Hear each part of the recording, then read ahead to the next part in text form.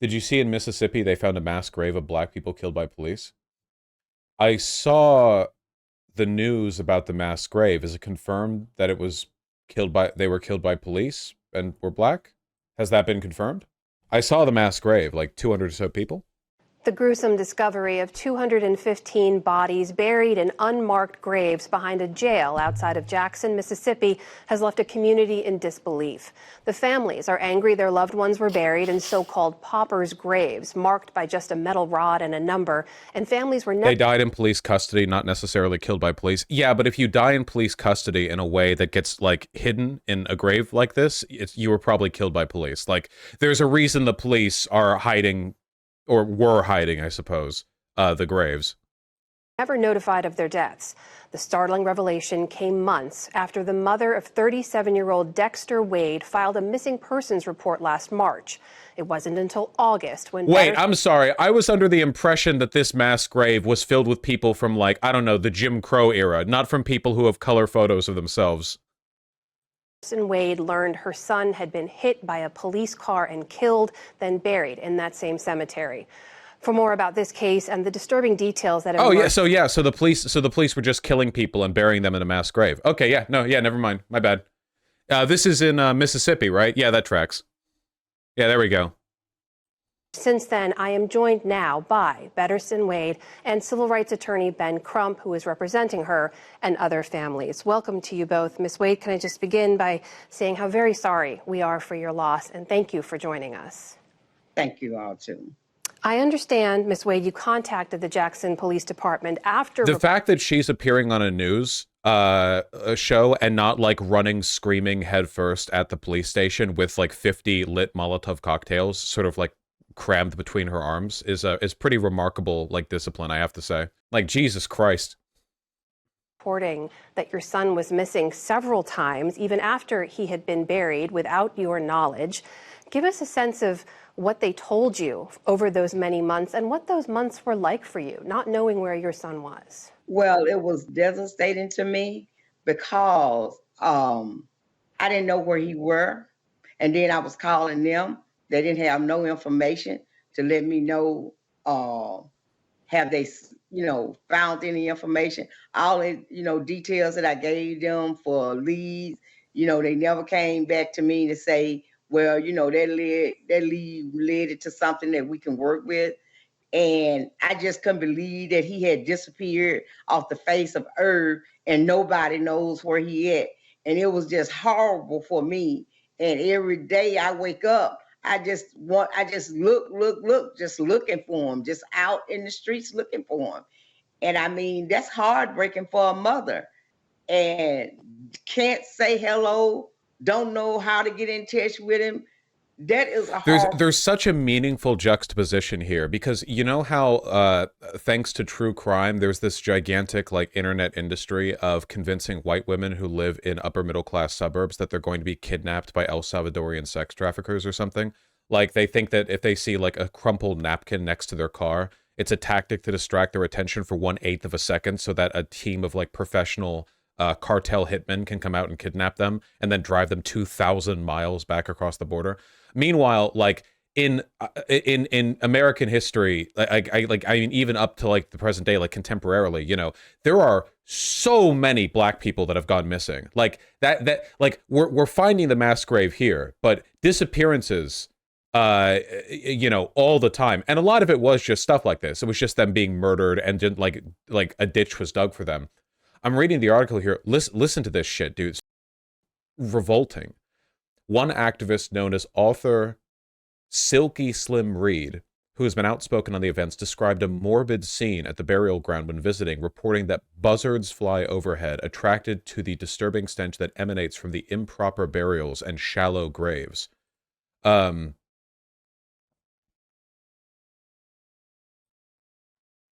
Like this was just right behind the goddamn prison. Like, they were still doing this. The plot where this guy was buried was plot 672. There are hundreds of people there.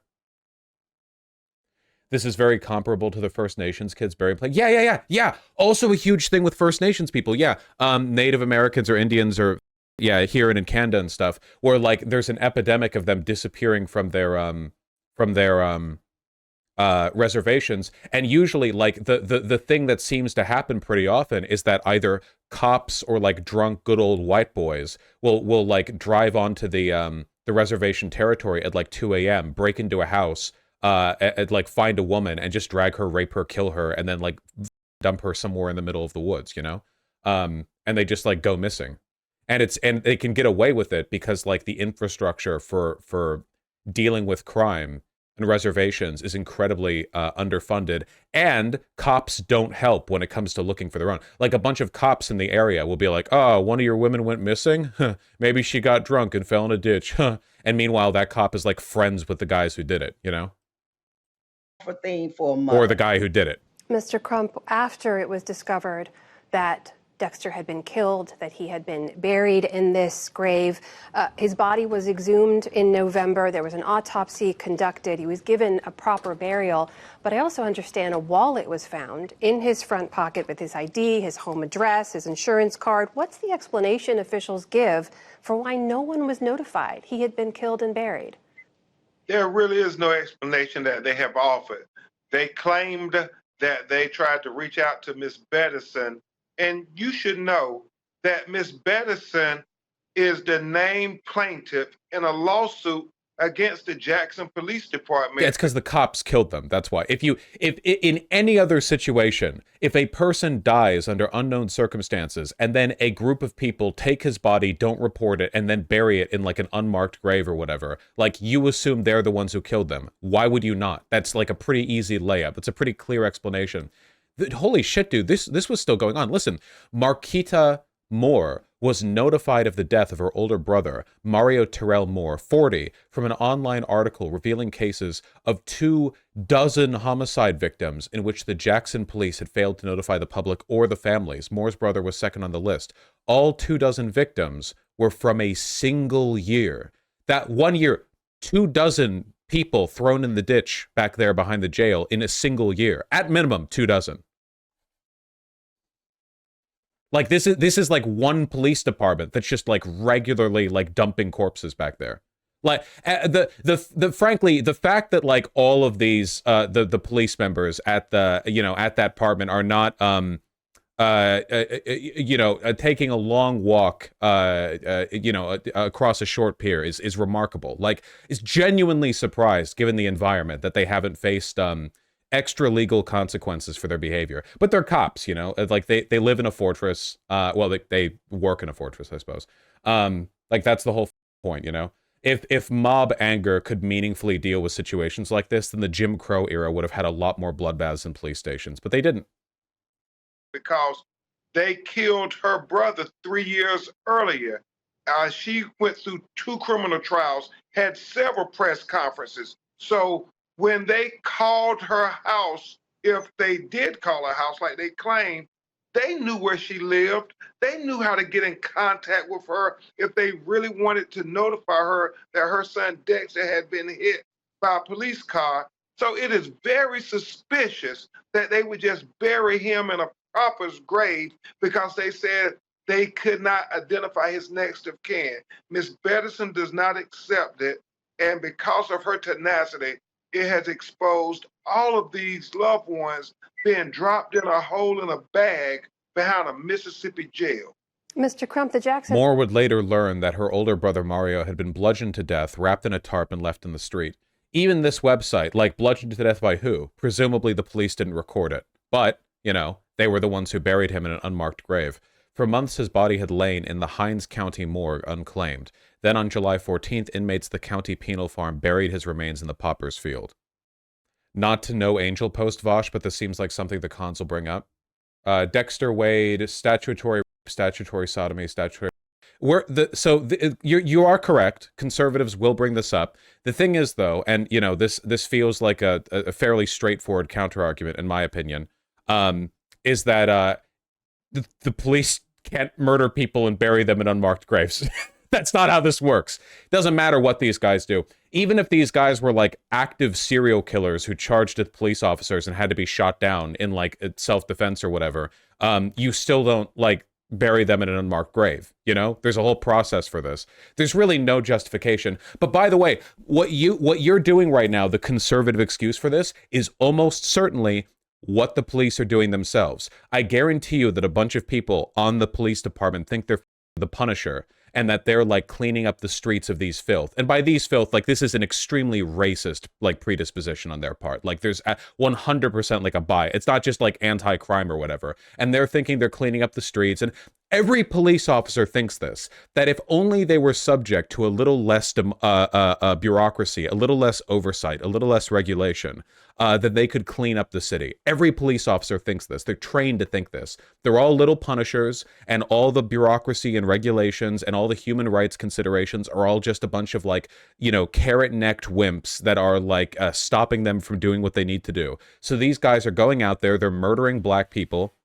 And Mayor did say there were mistakes. He also just said that Dexter Wade's death was a tragic accident. He said there was no malicious intent in failing to notify the family. We know the police department has new notification procedures right now. What recourse are you specifically seeking right now? How exactly would he know that it's a mistake? Out of curiosity, how much information does the mayor have? The mayor is almost certainly complicit or has been covering this up, you know? To some extent, or at the very least has like a feeling on it, you know? How many like hundreds of people have to go missing, or there have to be like oversights in the system before some information trickles up, you know? For these families you represent. We're seeking to have the Federal Department of Justice come in and do an investigation to make sure that each and every one of these citizens, disproportionately black citizens whose lives matter, will be identified, their families notified, and them given a proper funeral. And I should say, Ms. Wade, I mentioned families because you are not alone here. There's been, in the last few months, the discovery at least two other men, 40-year-old Mario Moore and 39-year-old Jonathan Hankins, were also killed and buried in that same cemetery, and their families not notified for months. It's 215 bodies, so I figure, yeah, it's probably a lot of people. Dude, there needs to be a full-on federal investigation. Remember what the feds did with Ferguson, where after fuck, there have been so many. Who was killed in Ferguson? God damn it, I'm blanking. St. Eric Garner or the Mike Brown? Thank you. The federal government did a full investigation of the policing practices in Ferguson, and then came out with like a 500-page report on how it was the most racist city in existence or whatever. Like, this is insane, dude. What the do you have any idea how many people are involved in this? Do you have any idea how many people are complicit in this? Like, we're talking about multiple people at the morgue. We're talking about EMTs. We're talking about detectives and investigators. We're talking about media, 100% media, because the idea of that many people going missing and like local journalists or local media like just never touching on this, no shot. We're talking the entire goddamn police department, almost certainly people's at the mayor's office. It's Mississippi, so if there's any state which would have cities that would be organized to this extent, in this sort of like, you know, murder of and disposal of black people, like this would be it. This is the environment where that's going to happen. So all people at the local Klan meetup, you're saying? It is literally Mississippi. So. From your perspective, Ms. Wade, what do you want to see happen now? Would the morgue be necessary? I think the cops could just keep this among themselves. No, I think the morgue would have to. I'm pretty sure that on some level, the morgue has some degree of awareness of notifying. It's either notifying families or like burial processes. All these people are being dumped in unmarked graves. There's no way the morgue didn't know. At least somebody at the morgue. Like, it's possible nobody knew, but that would require, I think, like a pretty convincing explanation. That'd be pretty weird.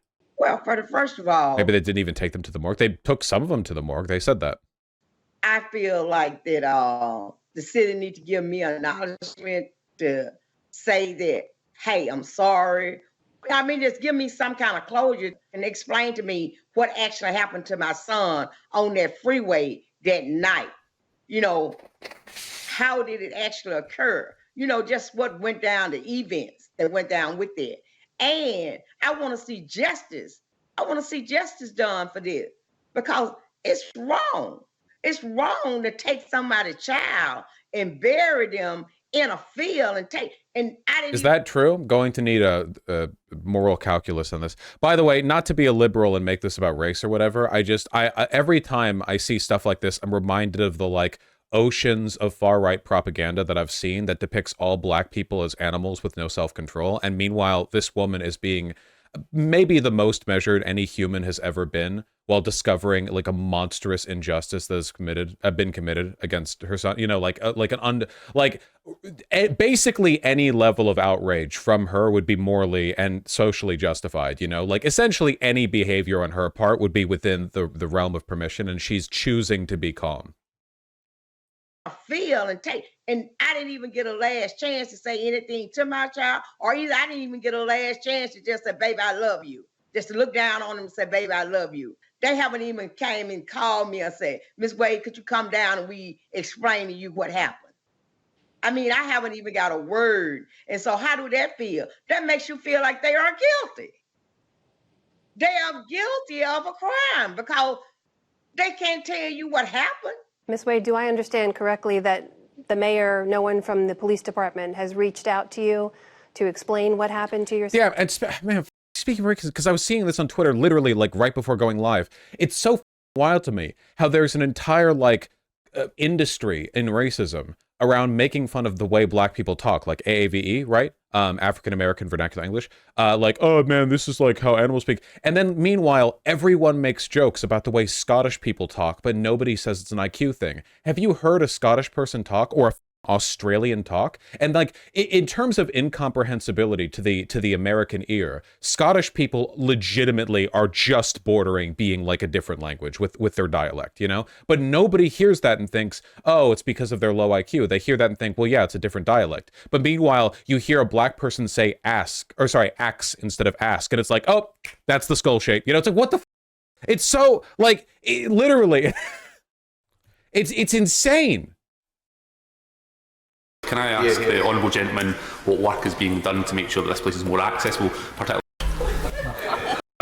Very popular today. I was saying that a number of parliamentary colleagues who have disabilities do find it quite difficult getting around certain parts of the state. Given that we're doing this refurbishment work, what can be done to make sure that those with a disability are able to move around more freely and the place is accessible? Like, it's just about half of it, you know? But again, like nobody brings it to an IQ play because it's totally arbitrary, you know?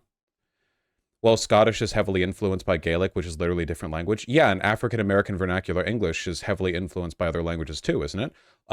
It's not just the Southern dialect. And by the way, American white Southerners talk about the same as a lot of black Southerners. I don't know why people forget this. Like, deep Southern accents are also very, like, it's very similar, but isn't there a heavy influence from like French, like Creole shit or whatever? And like outward from Louisiana, there's a bunch of like vernacular tendencies that were adopted like from the New Orleans area that spread outwards, you know? There's a lot of stuff that we think of that's Southern that's kind of like, you know, Caribbean-esque, and a lot of that is like black French influence in you know, well, in the Louisiana, Mississippi area. But again, again, just like there's so many guys, I'm going to hit you with this hot take. I think racism is very irrational. Son? No one have reached out to me to say, explain it, you know, to explain what happened to my son. But I did at least have city supervisors, you know, the board supervisors to say, you know, that they hated what happened to me. But I haven't said anything. Nobody from JPD, Jackson Police Department, have came to me and acknowledged me. Mr. Crump, the story gets even more disturbing with this discovery of 215 bodies in that cemetery. What do we know about those bodies? We know based on the records from the coroner's office that since 2016, in the last 8 years, we can identify 215 individuals that were buried behind that jail, and their families have not been notified. Furthermore, Mr. Wade... The fact that all of this has happened and not a single police officer has been named in this conversation is insane to me. ...was number 672. Yeah. That means there are 671 other people buried behind that jail, marked with only a number. Mr. Crump and Ms. Betterston Wade, I thank you so much for joining us tonight. I have a feeling. I'm sorry. Yeah, not to be doom or whatever. The cops that did this are probably going to get away with it. Like, there's probably literally dozens of cops that are all like slightly nervous right now. This is finally getting back to them, but within a couple of years, like it'll be right back up to full swing. You know, it'll be 3 a.m. They'll hit a black guy with their car. He'll die. They'll put him in the grave. You know, it'll be like, oh, he went missing. Sorry. Someone else here said other prisoners have to dig the graves. I don't think that's true. In fact, I think somebody in chat just made that up. I don't think that's true at all. That would be like a ridiculous added risk on the part of the police department. If they want to get away with killing and burying a bunch of black people like in unmarked graves, the idea of involving other prisoners who are, again, in Mississippi, probably, you know, more likely to be black, that would just massively increase the risk for them. They're probably doing it themselves. But didn't they say the inmates buried them? In that video? I didn't see that. Did I mishear that? Did I just not hear that? I don't think that's true. You read it in the article out loud? Did I just like blank on that? 1 second. Suggest the practice of burying victims in the poplars field has been going on for years. Oh, here we go. Like in other cases, the Jackson Police Department did not inform the family and the county inmates were made to bury his body along the others. Oh, okay.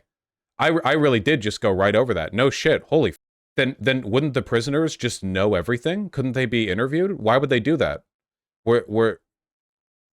Sorry, that was so unbelievable to me that I guess my brain just kind of skipped over that. The idea of the police being so arrogant that they would leave that many witnesses to their murder spree.